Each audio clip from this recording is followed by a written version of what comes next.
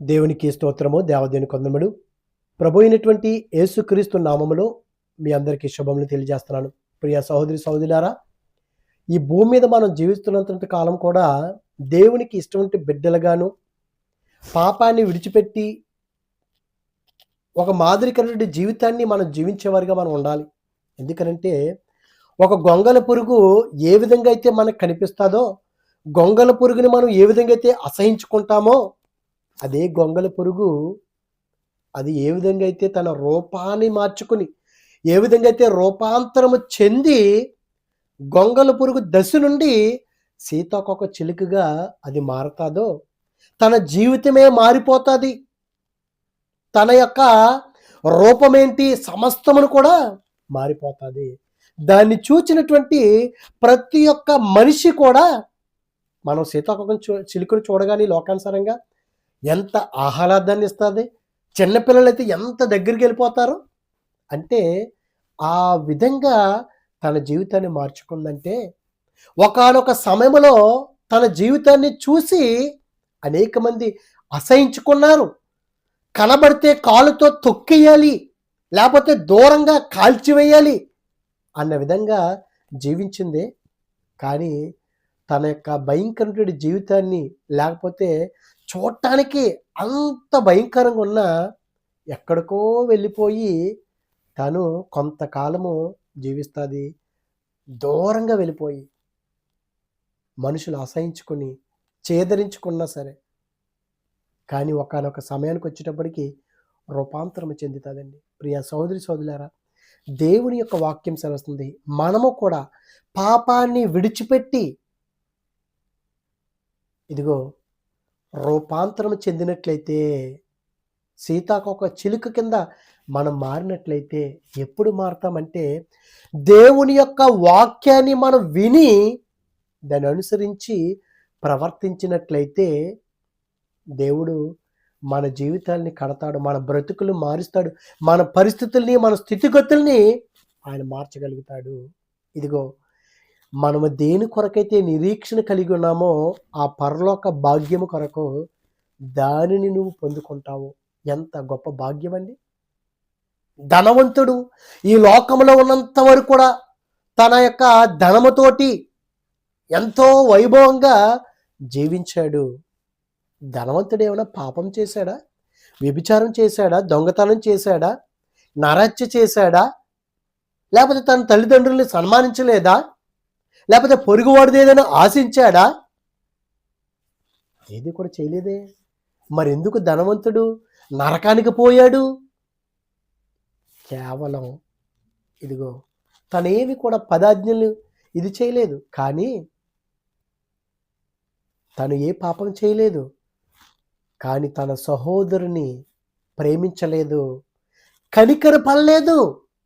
ఆ లాజరు విషయంలో కేవలము నువ్వు ప్రేమ చూపించినందుకే, నువ్వు కనికర పడనందుకే, ఆకలిగా ఉన్నవాడికి నువ్వు ఆహారం పెట్టక ఉండకే కదా ఏమైపోయాడు?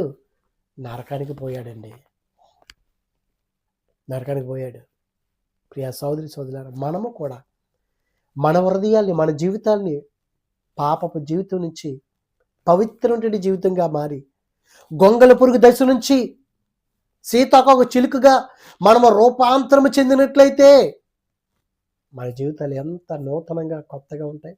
ఎంతమంది మన జీవితాన్ని చూసి ఆనందిస్తారు, ఆహ్లాదపరుస్తారు, దేవుడు సంతోషిస్తాడు. ఆ పరలోక భాగ్యం దక్కించుకుంటామండి. మత్తయి సువార్తలో 17వ అధ్యాయంలో చూస్తే, ప్రభు అయినటువంటి యేసుక్రీస్తు వారు 6 దినాలైన తర్వాత యేసుక్రీస్తు వారు పేతురు గారిని, యాకోబు గారిని, అతని సహోదరుడైనటువంటి యోహాను గారిని వెంట పెట్టుకుని ఎక్కడికి వెళ్ళారండి? ఎత్తైనటువంటి కొండ మీదకి వెళ్ళారు. వెళ్ళి ఏకాంతముగా పోయి వారి ఎదుట, ఎవరి ఎదుట? పేతురు గారు, యాకోబు గారు, అతని సహోదరుడైనటువంటి యోహాను గారి ఎదుట ఏం చెందాడైనా? రూపాంతరము పొందాడండి. ఆయన యొక్క గొప్పతనం ఏంటో వారు చూడగలిగారంటే ఎంత గొప్ప భాగ్యం అండి. ఈ దినాన నీ యొక్క గొప్పతనం ఏంటో, నీ యొక్క ప్రత్యేకత ఏమిటో, నీ జీవితం పట్ల దేవుని యొక్క ప్రణాళిక ఏమిటో నువ్వు తెలుసుకోగలుగుతున్నావా ప్రియా సహోదరి, సహోదరుడా, ప్రియ యవ్వనస్తుడా, ఈ లోకంలోనే కలిసిపోయి గొంగళి పురుగులాగే నువ్వు చనిపోదాం అనుకుంటున్నావా? గొంగళి పురుగు బ్రతికే బ్రతుకుదాం అనుకున్నావా? కాదు. నువ్వు నిందలో, హింసలో, శ్రమలో నువ్వు అనుభవిస్తున్నావా?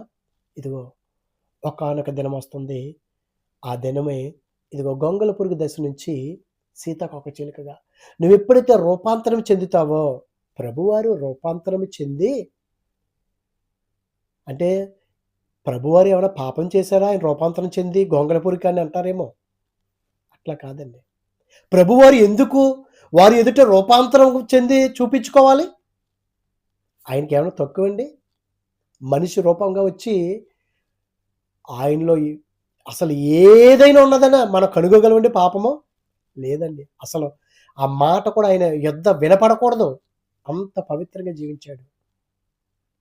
కానీ ఇక్కడ వారి ఎదుట రూపాంతరం పొందెను. ఆయన ముఖము సూర్యుని వలె ప్రకాశించెను. ఎందుకు నేను ఈ గొంగళి పురుగు, సీతాకోకల గురించి చెప్పానంటే, దేవుని యొక్క వాక్యం సెలవుస్తుంది ఇక్కడ.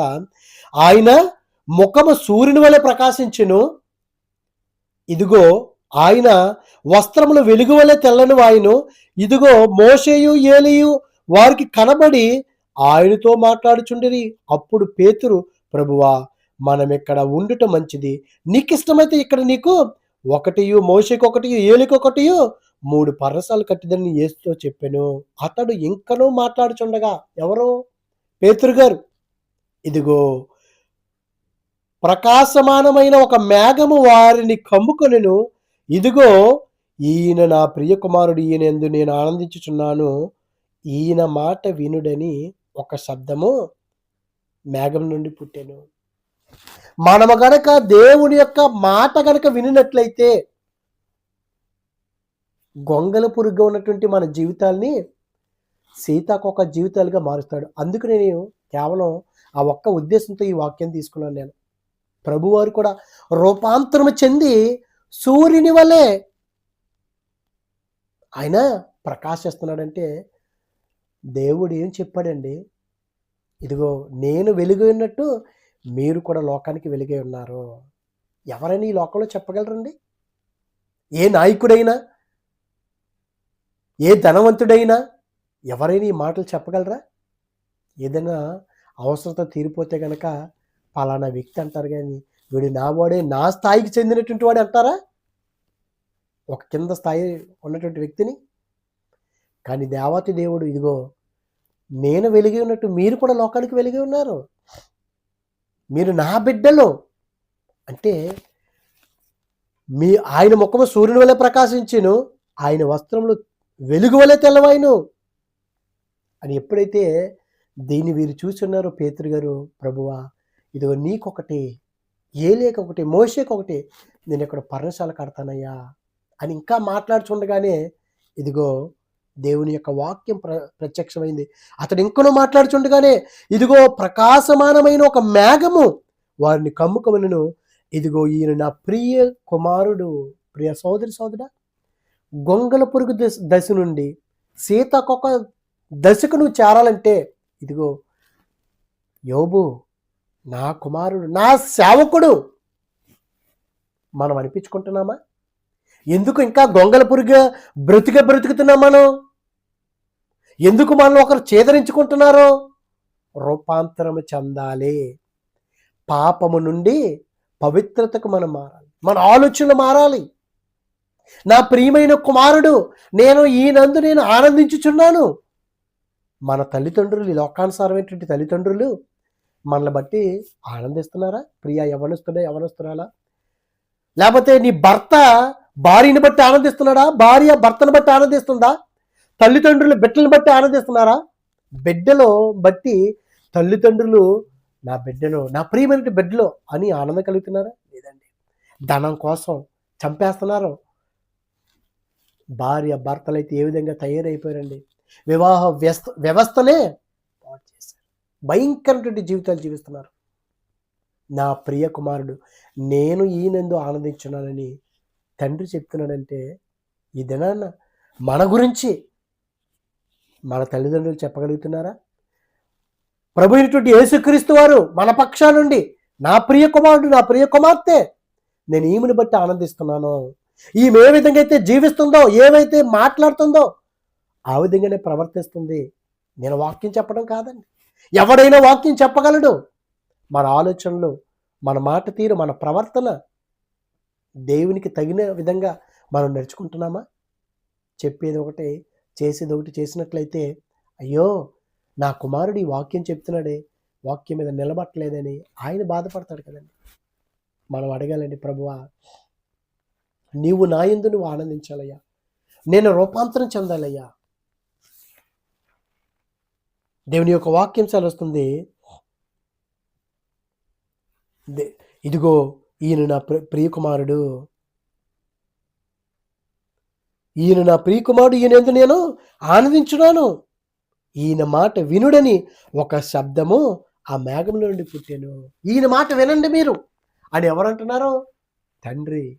ప్రియ సహోదరి సహోదరులారా, మనం ప్రభు అయినటువంటి యేసుక్రీస్తు వారి యొక్క మాట వినినట్లయితే, ఆ సత్యాన్ని కనుక అనుసరించి నడుచుకున్నట్లయితే, ఆ వెలుగులో కనుక మనం ప్రయాణించినట్లయితే, ఇదిగో నేనే జీవం అన్నాడు.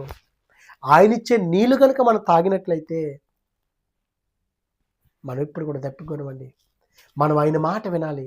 ప్రియ సహోదరి సహోదర, మన జీవితాలు మారాలంటే, సీతాకొక చిలుకగా మన జీవితాలు రూపాంతరం చెందాలంటే, ఇది ఇంతవరకు నువ్వు శ్రమలు అనుభవించవేమో, నిన్ను అసహించుకున్నారేమో, చేదరించుకున్నారేమో, ఒకవేళ నీ పరిస్థితులను బట్టి, నీ యొక్క పాపాన్ని బట్టి, లేకపోతే నీకే నీ హీన స్థితిని బట్టి, ఒకవేళ నువ్వు ఓపికతో ఉండి, ప్రభువా నా జీవితాన్ని మార్చయ్యా, సీతాకొక చిలుకగా నేను నీ మాట వింటానయ్యా, నా ప్రియ కుమారుడు, నా ప్రియ కుమార్తె అని నేను కూడా అనిపించుకోవాలయ్యా అని యథార్థంగా జీవిస్తే, దేవుని యొక్క మాట విని నువ్వు ప్రవర్తించు, నీ బ్రతుకు మారతాది. ఆస్తులైతే వచ్చేవు, కోట్ల మీద కుమ్మరించేయడు. నిత్య జీవాన్ని మనం పొందుకోవాలంటే నీతిగా, న్యాయంగా, యథార్థంగా జీవిస్తే, ప్రభువా నేను నీ మాట వింటానయ్యా, నీవు నా జీవితాన్ని బట్టి నువ్వు ఆనందించాలయ్యా. నన్ను బట్టి నేను ఆనందించడం కాదు, నేను ఎదుటి వారిని సంతోషపరచడం కాదు, కానీ నేను నిన్ను సంతోషపరచాలి. నేను నీ మాట వింటాను, నా జీవితాన్ని మలుచుకోవయ్యా అని అడిగినట్లయితే దేవుడు గొప్ప కార్యం చేస్తాడు. అటువంటి కృప దేవుడు మనందరికీ అనుగ్రహించును గాక. ఆమేన్. పరిశుద్ధుడా, ప్రేమగల తండ్రి, మహిమగల దేవానికి స్తోత్రాలు ప్రభా. ఇదిగో దేవా, పేతురు గారు, యోహాను గారు, యాకోబు గారు ఎదుటి ప్రభా, నీవు రూపాంతరం చెంది సూర్యుని వలె ప్రకాశించవయ్యా. తెల్లని మహిమ వస్త్రాలను ప్రభా నువ్వు ధరించుకొని, ఇదిగో నీ ఈయన నా ప్రియమైన కుమారుడు, నేను ఈయనందు ఆనందించుతున్నానని నువ్వు మాట్లాడుచున్నావయ్యా. ఈయనొక్క మాట వినండి. యేసు మాట ఎవరైతే వింటారో వారు బ్రతుకులు మారుతాయి, వారి జీవితాలు మారుతాయని సెలవుస్తున్నావు. నీ మాట విన్నట్లయితే గొంగళ పురుగు లాంటి బ్రతుకుల్ని సీతాకొక చిలుకలుగా నువ్వు మారుస్తున్నావు. అటువంటి జీవితాన్ని మాకు అనుగ్రహించి నీ నామమునకు మాత్రమే మహిమకరంగా జీవింపు చేసి నీ కృపలో భద్రపరచమని క్రీస్తు నామములో అడిగిన పరమ తండ్రి. Amen, amen. God bless you all.